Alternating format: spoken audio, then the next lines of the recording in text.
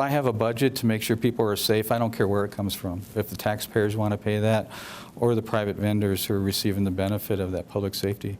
Chief of Police in Cheyenne, Brian Kozak, says traditionally organizations have been paying for public safety costs.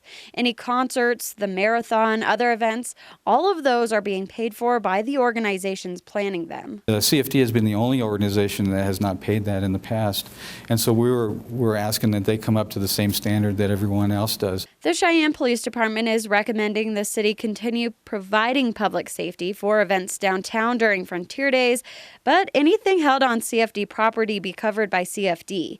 In 2019, Kozak says total costs for police overtime were around $150,000. CFD paid around 29% of that. Tom Hersig, Cheyenne Frontier Days CEO, says that they want some more questions answered. For instance, how does what they are being asked to pay get set? Well, I just think, number one, coming to us 90 days before our show and you know, basically that process, that's a broken process. So we need to be more proactive.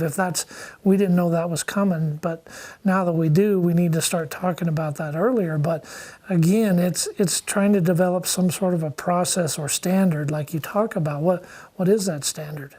So I think that's the debate that we want to be, you know, involved in, is what is the correct way to do this?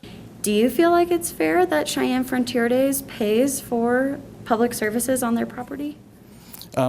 I do, because that is the industry standard. That's what anyone who hosts a concert series or a professional sporting event or a rodeo throughout the country, they pay for those law enforcement resources, and most pay 100%. Is that something that you guys will look into and budget for moving forward? Well, I think there's a lot of things that, you know, of course we saw that report. There's a lot of things that come into play, you know, when you're talking about other venues, right?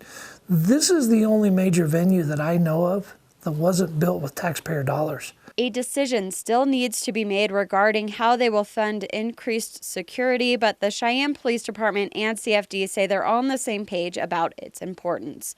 For Wyoming News Now, I'm Grace Folk.